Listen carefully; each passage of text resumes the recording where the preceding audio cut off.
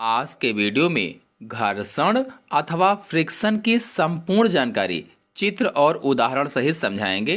अर्थात घर्षण किसे कहते हैं, पूरी परिभाषा को चित्र सहित समझाएंगे।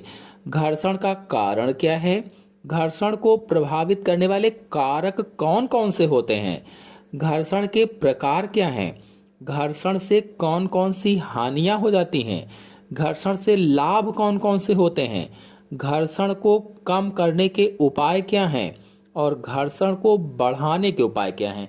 मतलब संपूर्ण जानकारी घर्षण के बारे में आपको बताएंगे। तो चलिए शुरू करते हैं।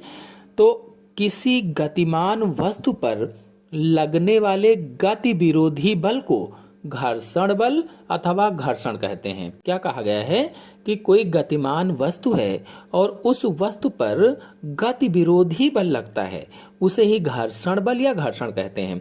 जैसे एक कार इस दिशा में जा रही है, एक कार है इस दिशा में जा रही है, इसके विपरीत इस दिशा में एक बल लग रहा है, इस दिशा में जा रही थी और इस दिशा में बल लग रहा है। अब दूसरी दिशा में ये लग रहा है, इसीलिए गति विरोधी बल कहा गया है। यानी जो बल लग रहा है वो दूसरी दिशा में लग रहा है, गति के विपरीत लग रहा है, इसीलिए गति विरोधी बल कहा गया है। अथवा हम इस परिभाषा को कह सकते हैं कि वस्तुओं की गति की अवस्था को परिवर्तित करने के जिम्मेदार बल को घर्षण बल कहा जाता है। वस्तुओं की गति की अवस्था को जो बदल दे, परिवर्तित कर दे, उसी बल को क्या कहते हैं, घर्षण बल कहा जाता है। तो परिभाषा को समझने के लिए ये उदाहरण देखते हैं। जब हम साइकिल के पैडल पर बल लगाते हैं, साइकिल जैसे हम चलाने जा रहे हैं तो साइकिल के पैडल पर बल लगाते हैं तो साइकिल चलने लगती है। लेकिन यदि पैडल मारना बंद कर दें तो कुछ समय बाद साइकिल अपने आप रुक जाती है। तो सोचो, साइकिल को किसने रोका? तो इसका उत्तर होगा घर्षण के कारण साइकिल रुक गई। मतलब घर्षण वह बल है जो किसी गतिमान वस्तु को रोक सकता है। इस प्रकार से हम कह सकते हैं कि जब कोई वस्तु किसी अन्य वस्तु के पृष्ठ पर खिसकती है या लुढ़कती है तो वस्तु की गति की दिशा के विपरीत एक बल कार्य करता है, उसे ही घर्षण बल कहते हैं। इसका मतलब ये हुआ कि घर्षण केवल तभी कार्य करता है जब दो वस्तुएं एक दूसरे के संपर्क में होती हैं, तभी घर्षण कार्य करेगा। और भी एक बात याद रखना कि घर्षण हमेशा गतिमान वस्तु के विपरीत दिशा में कार्य करता है। जो घर्षण है वो हमेशा ही गतिमान वस्तु के विपरीत दिशा में कार्य करेगा। अब जैसे एक कार है, एक समतल सड़क पर चल रही है, कार है समतल सड़क पर चल रही है, चलते हुए कार के इंजन का स्विच बंद कर दिया जाता है, यानी कार को बंद कर देते हैं। तब क्या होता है, कार कुछ दूरी तक तो चलती है लेकिन अंत में रुक जाती है। यानी कार का चलना क्यों बंद हो गया? सोचिए, घर्षण कार को रोक देता है क्योंकि यह कार की गति का विरोध करता है। इस उदाहरण में जो मैंने उदाहरण बताया कार वाला, इस उदाहरण में कार के टायर और सड़क एक दूसरे के संपर्क में होते हैं। टायर और सड़क, जैसा कि इसमें बताया गया था कि वस्तु के पृष्ठ पर खिसकते हैं, तो टायर और सड़क एक दूसरे के संपर्क में होते हैं तथा घर्षण कार की गति की दिशा के विपरीत कार्य करता है और इस तरह कार धीमी हो जाती है और अंततः रुक जाती है। चलिए अब आपको बताते हैं कि घर्षण का कारण क्या है। तो यदि हम ध्यान से सड़क या अन्य चीजों की सतह को देखें तो ज्ञात होता है कि इनकी सतह पूर्णतः चिकनी या सपाट नहीं होती है। जैसे आप सड़क को देखें, अच्छी तरह से ध्यान से सड़क को देखोगे तो वो पूर्णतः चिकनी नहीं होती है, एकदम सपाट नहीं होती है, बल्कि उसमें छोटे छोटे से गड्ढे और उभार होते हैं। ध्यान से देखना तो उसमें क्या होता है, छोटे छोटे से गड्ढे और उभार पाए जाते हैं, जिससे दो सतहों के गड्ढे और उभार आपस में फंस जाते हैं और वस्तु आसानी से गति नहीं करती। अतः घर्षण का मुख्य कारण वस्तुओं की सतह का खुरदरा या विषम होना है। चलिए अब घर्षण को प्रभावित करने वाले कारकों को देख लेते हैं, यानी फैक्टर्स अफेक्टिंग फ्रिक्शन को समझ लेते हैं। तो घर्षण को प्रभावित करने वाले दो प्रमुख घटक हैं।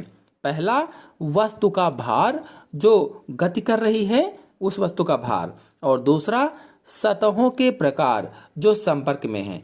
यानी पहली बात तो जो वस्तु गति कर रही है उसका भार कितना है, और दूसरी बात सतहों के प्रकार जो संपर्क में है, यानी वो सतह किस तरीके की है, खुरदरी है कि चिकनी है, किस तरीके की है। जैसे उदाहरण लेते हैं, तो अगर पहले उदाहरण को देखा जाए, यदि एक कार तथा बोझ से लदा एक ट्रक एक समतल सड़क पर समान चाल से गति कर रहे हैं, एक कार भी चल रही है और एक बोझ से लदा हुआ ट्रक समतल सड़क पर समान चाल से चल रहे हैं, समान गति है उनकी, और उनके इंजनों को अचानक बंद कर दिया जाए। अब दोनों के इंजनों को अचानक बंद कर दिया जाता है, तो उनमें से कौन सा पहले रुक जाएगा? सोचिए और बताइए कि कौन सा पहले रुकेगा।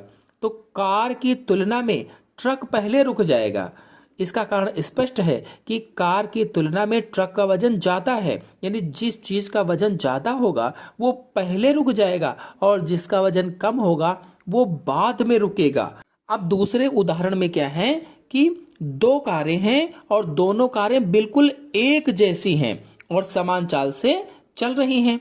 दो कारें हैं, एक जैसी हैं और समान चाल से साथ साथ दो अलग अलग सड़क पर चल रही हैं या दो अलग अलग ट्रैक पर चल रही हैं, और एक सड़क धातु की बनी हुई है और दूसरी सड़क ईंटों की है। एक धातु की बनी है और दूसरी सड़क ईंटों की बनी हुई है। यदि अचानक से दोनों कारों के इंजन को एक साथ रोक दिया जाए तो कौन सी कार पहले रुकेगी? सोचिए और बताइए। तो इसका उत्तर होगा, धातु से बनी सड़क पर चलने वाली कार की तुलना में ईंटों की सड़क पर चलने वाली कार पहले रुक जाएगी। यानी जो चिकनी धातु की सड़क पर चल रही थी वो नहीं रुकेगी पहले, जो ईंटों की सड़क पर चल रही थी वो पहले रुक जाएगी। इससे स्पष्ट है कि ईंटों की सड़क का अनियमित होना धातु की सड़क की तुलना में ज्यादा घर्षण प्रदान कर रहा है। यानी जो अनियमित ईंटों की सड़क थी वो ज्यादा उसमें घर्षण लग रहा है, इसलिए वो पहले रुक जाती है। चलिए जानते हैं घर्षण के प्रकार। कौन कौन से घर्षण के प्रकार होते हैं? तो घर्षण मुख्य रूप से 4 प्रकार के होते हैं। पहला है स्थैतिक घर्षण, दूसरा है सर्पी घर्षण या गतिक घर्षण, तीसरा है लोटनिक घर्षण और चौथा है तरल घर्षण। तो पहले को देखते हैं। तो जब एक वस्तु एक सतह पर विराम में होती है, कोई सतह पर विराम में कोई वस्तु है, तब इसकी सतह पर इसके संपर्क बिंदुओं को सतह के संपर्क बिंदुओं से जुड़ने के लिए पर्याप्त समय मिल जाता है। यानी जब विराम अवस्था में है तो उसके जो संपर्क बिंदु होते हैं सतह के, उनको उससे जुड़ने के लिए पर्याप्त समय मिल जाता है, और समय के किसी बिंदु पर लगे अधिकतम घर्षण के लिए आवश्यक बल लगाने पर वस्तु का विराम अवस्था से चलना स्थैतिक घर्षण की माप होती है। दूसरा है सर्पी घर्षण या गतिक घर्षण।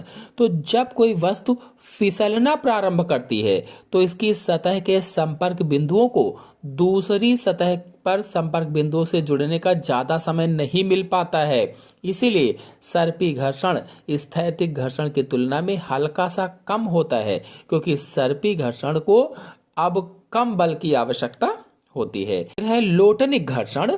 तो जब वस्तुओं के नीचे पहिए लगा दिए जाते हैं तब उनको गति करने के लिए बिना पहिए लगी वस्तुओं की तुलना में कम बल की आवश्यकता होती है, और पहियों पर वस्तुओं का लुढ़कना लोटनिक या रोलिंग घर्षण कहलाता है। इसी घर्षण पर जो पहिए लगे बैग होते हैं वो इसी घर्षण पर आधारित होते हैं। फिर अगला है तरल घर्षण। तो सभी द्रव और गैसें तरल होती हैं। जल, तेल तथा वायु तरल के उदाहरण हैं। जब कोई वस्तु तरल पर या तरल में गति करती है तो तरल द्वारा उस पर लगाया जाने वाला बल तरल घर्षण कहलाता है। वायु का प्रतिरोध तरल घर्षण का एक उदाहरण है। जो वायु का प्रतिरोध है ये तरल घर्षण का एक उदाहरण है। तरल घर्षण का मान सामान्यतः सर्पी घर्षण से कम होता है।